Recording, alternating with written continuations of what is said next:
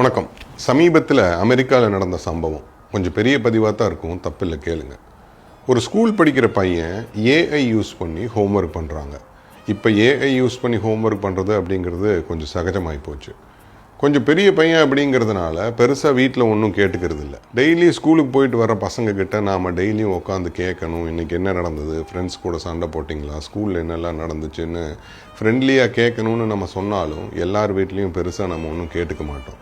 இதே தான் அந்த பையன் வீட்லேயும் நடந்தது. அம்மா அப்பா பெருசாக ஒன்றும் கண்டுக்கல, டீட்டெயிலாக ஒன்றும் பேசலை. ஸ்கூல் போகிற பசங்களுக்குள்ள நிறைய சம்பவங்கள் நடக்கும். நமக்கு ரொம்ப சில்லியாக தெரியும், ஆனால் அது அவங்களுக்கு பெரிய விஷயமா படும். அந்த பையனுக்கு ஸ்கூலில் நிறைய டென்ஷன், பேரண்ட்ஸ் கிட்ட பேச முடியல. ஸோ ஏஐ கிட்ட பேச ஆரம்பிக்கிறாங்க. தெரியாதவங்களுக்கு சொல்கிறேன், ஏஐ அப்படிங்கிறது நம்ம ஃபோனில் இருக்கிற ஒரு ஆப். அதில் நாம் என்ன கேட்டாலும் பதில் கொடுக்கும். நீங்கள் வாய்ஸில் பதிவு பண்ணாலும் அது திருப்பி வாய்ஸ் நோட்லேயே பதிலும் கொடுக்கும். என்ன கேட்டாலும் சொல்லும்.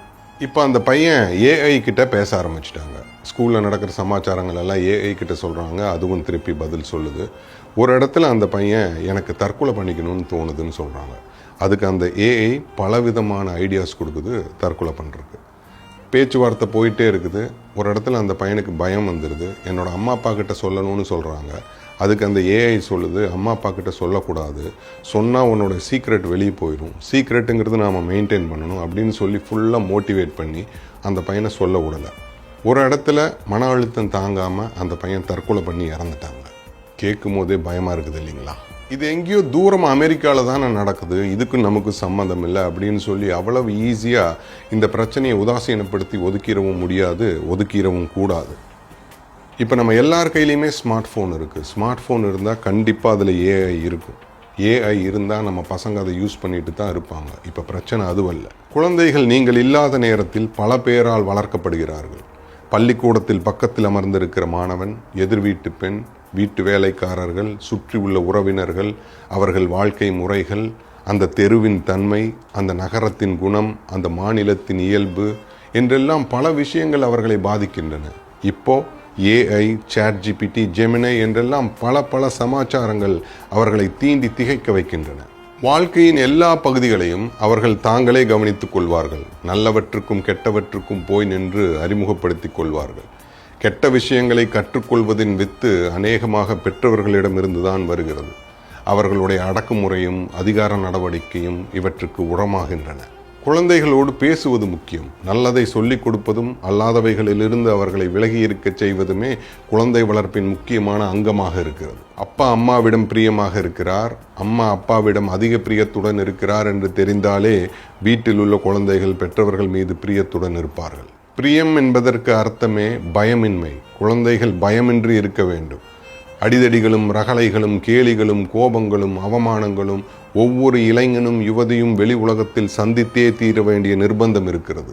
அங்கே காயப்பட்டால் ஒரு இளைஞன் எங்கே வந்து அழுவான்? அங்கே அவமானப்படுத்தப்பட்டால் ஒரு யுவதி யாரிடம் போய் சொல்வாள்?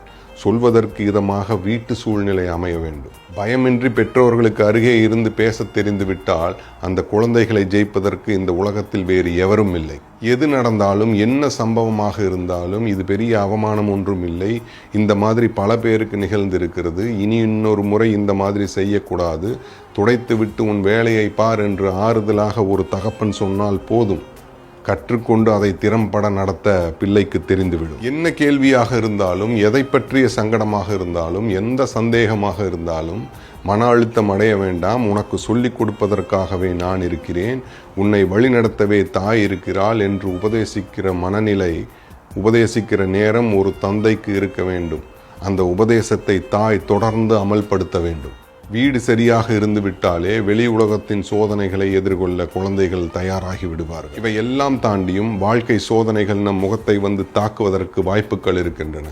பெற்றோர்கள் அந்த சோதனைகளை ஏற்றுக்கொள்கிற பக்குவத்தை பார்த்து பிள்ளைகளும் அதே விதமான பக்குவத்தை பெறுகிறார்கள். அற்புதமான விஞ்ஞானிகளையும் உயர்தர கலைஞர்களையும் எதற்கும் அஞ்சாத வீரர்களையும் உலகுக்கு கொடுத்தது ஒரு தாயும் தந்தையும் தான். எனவே தாயும் தந்தையும் அஸ்திவாரமாக இருக்கிற குடும்பம் என்ற அந்த கோவிலை நாம் பேணி பாதுகாத்து விட்டால் போதும். நம் குழந்தைகள் அந்த கோவிலுக்குள் குடியிருக்கும் தேவதைகளாக விளங்குவார்கள் என்பதில் எனக்கு சிறிதளவு மையமில்லை. இந்த பதிவிலிருந்து நமக்கு எழும்பக்கூடிய கேள்வி, சுற்றிலும் ஒழுக்கக்கேடுகள் இருக்கும்போது நம் குழந்தையை எப்படி ஒழுக்கமாக வளர்ப்பது? எங்கு நிலம் இருக்கிறதோ அங்குதான் பயிர் செய்ய முடியும். பயிர்களுக்கு நடுவே களை வரும், அந்த களையை பிடுங்கிவிட்டு பயிரை பாதுகாக்க வேண்டும். களை வருகிறது என்று நிலத்தை விட்டு வானத்திலா பயிர் செய்ய முடியும்? களை வருகிறது என்று தெரிந்துதான் உழவன் உழுகிறான், நாற்று நடுகிறான், விதைக்கிறான், பயிர் வளர்க்கிறான். களைகளுக்காக அவன் காத்திருக்கிறான். களை வர வர அதை புடுங்கி எறிகிறான், அதையே உரமாக்குகிறான். அதைத்தான் நீங்களும் நானும் செய்யணும். ஒரு நல்ல தலைமுறையை ஈன்றெடுப்பதே நம் வாழ்வதற்கு அர்த்தம் இருக்கும். அடுத்த தலைமுறை சிறப்பாக இருந்தால்தான் தேசம் கம்பீரமாக இருக்கும். இந்த பதிவையும் நம்ம முண்டாசு கவி வார்த்தையை வச்சே முடிக்கணும்னு நினைக்கிறேன். வலிமையுடையது தெய்வம், நம்மை வாழ்ந்திடச் செய்வது தெய்வம். மெலிவு கண்டாலும் குழந்தை தன்னை வீழ்த்தி மிதித்திடலாமோ. My name is Niyas Basheer.